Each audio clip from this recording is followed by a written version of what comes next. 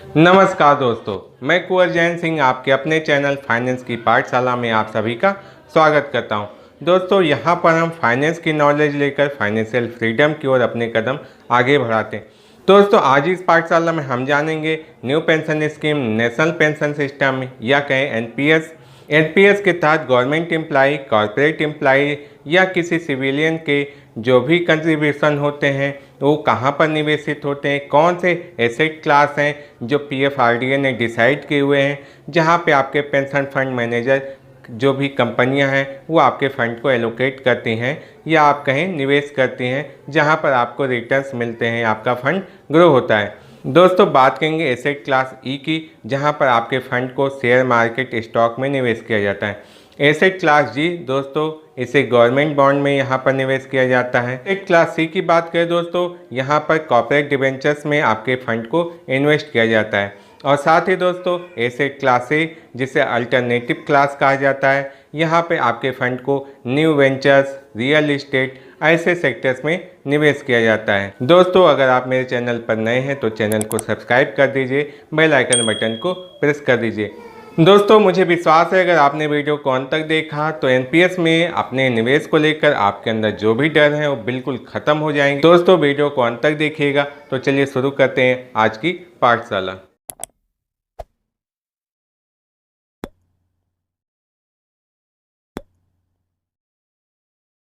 दोस्तों, आज हम बात करने वाले हैं कि एनपीएस में कौन सी स्कीम्स हैं। तो एनपीएस में दोस्तों चार तरह की स्कीम्स हैं, स्कीम ई, सी, जी और ए।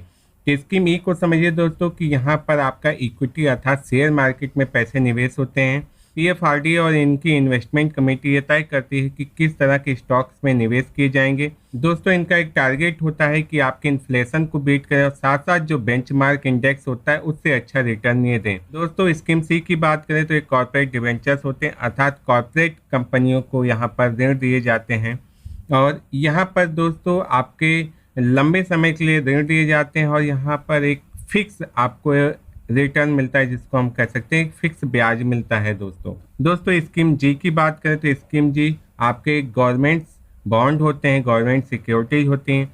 यहाँ पे आपके स्टेट गवर्नमेंट और सेंट्रल गवर्नमेंट और उनके कुछ ऑर्गेनाइजेशंस को लोन दिए जाते हैं, वहाँ पे इन्वेस्ट किया जाता है। यहाँ पर भी आपको एक फिक्स इंटरेस्ट रेट मिलता है। तो यहाँ पर दोस्तों पैसा आपका सुरक्षित रहता है। दोस्तों, बात करते हैं स्कीम ए में दोस्तों आपके ये अल्टरनेटिव इन्वेस्टमेंट फंड होते हैं। यहाँ पर रियल इस्टेट, इंफ्रास्ट्रक्चर इन्वेस्टमेंट या किसी नए वेंचर्स में फंड निवेश किए जाते हैं पैसे। दोस्तों, लेकिन इस स्कीम में बहुत ही कम अमाउंट इन्वेस्ट किया जाता है एनपीएस के अंतर्गत। दोस्तों, साथ में बात कर लेते हैं scheme tax saver tier second. ये दोस्तों स्कीम सिर्फ गवर्नमेंट एम्प्लाई के लिए अवेलेबल होता है। यहाँ पर दोस्तों आपके जो भी फंड होते हैं वो 10 से लेकर 25% इक्विटी में जाते हैं, बाकी 75 से 90% फंड का एलोकेशन डेब्ट या सिक्योरिटीज में किए जाते हैं। तो दोस्तों देखते हैं, मैंने एक कंपनी का यहाँ पर लिया हुआ है LIC pension fund state scheme. दोस्तों, गवर्नमेंट एम्प्लाई की 3 कंपनियां पेंशन फंड को मैनेज करती हैं, एलआईसी, स्टेट बैंक और यूटीआई, और 5 अन्य कंपनियां हैं जैसे आईसीआई, कोटक, एचडीएफसी। ये कुल मिला के 8 कंपनियां हैं जो एनपीएस के अंतर्गत हमारे फंड को मैनेज करती हैं। तो दोस्तों, हमने एलआईसी का एग्जांपल लिया है कि एलआईसी अगर इक्विटी में निवेश करती है तो किन कंपनियों में करती है। दोस्तों, यहाँ पर आप देख सकते हैं कि यहाँ पर जो इंडिया की टॉप लेवल की कंपनियां हैं जिनको हम इंडेक्स में देख सकते हैं वो यहाँ पर होती हैं। इंडेक्स अर्थात जिनको आप सेंसेक्स और निफ्टी में देख सकते हैं वो कंपनियां यहाँ पर हैं, जैसे आपका एक्सिस बैंक है, टाटा कंसल्टेंसी सर्विसेज है, स्टील अथॉरिटी ऑफ इंडिया है, एलआईसी हाउसिंग फाइनेंस लिमिटेड है, स्टेट बैंक ऑफ इंडिया है।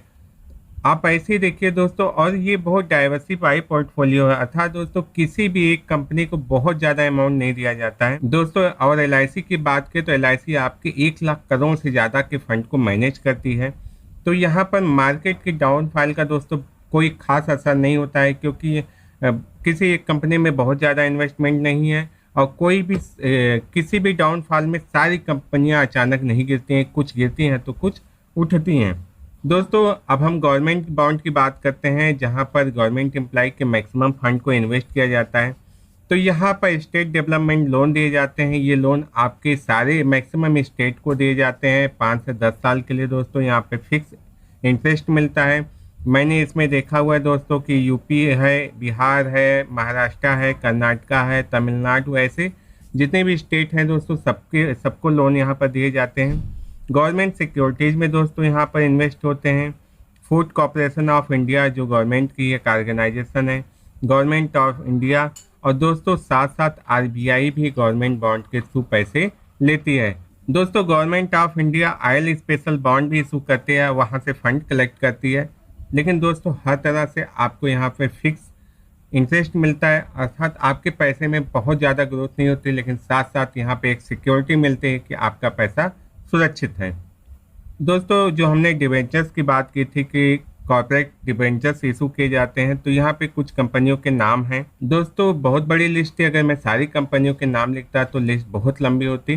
फिर भी आप कुछ एग्जांपल्स देख सकते हैं, जैसे रिलायंस कैपिटल लिमिटेड है, ब्रिटानिया इंडस्ट्रीज है, टाटा कैपिटल हाउसिंग फाइनेंस है, आदित्य बिरला है, पावर फाइनेंस कॉर्पोरेशन है, स्टेट बैंक ऑफ मैसूर है, अपोलो टायर्स लिमिटेड है, इंडसइंड बैंक लिमिटेड है। तो दोस्तों ये सिर्फ आपके एग्जांपल्स के लिए हैं कि आप इसे देख सकें कि, और यहाँ आप यह जान सकें कि आपके जो डिवेंचर्स फंड होते हैं कॉर्पोरेट सेक्टर में दिए जाते हैं वो भी आपके सुरक्षित हैं।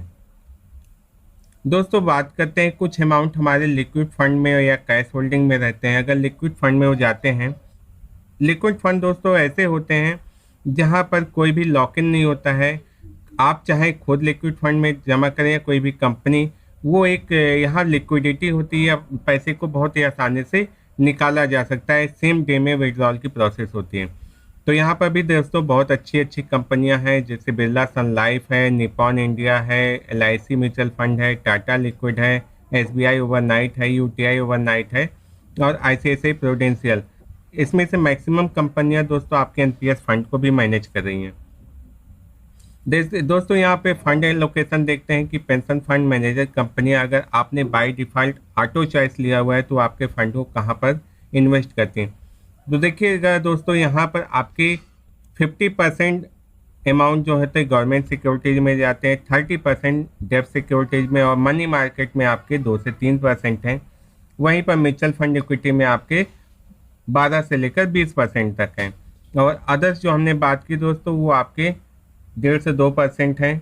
दोस्तों NPS में आपके फंड को बहुत ही सुरक्षित तरीके से निवेश किया जाता है, लेकिन साथ में सुरक्षित ढंग से निवेश करने के कारण ही यहाँ पर आपकी पैसे की ग्रोथ उतनी अच्छी नहीं होती जितना अगर इक्विटी या म्यूचुअल फंड में निवेश करने पर होती।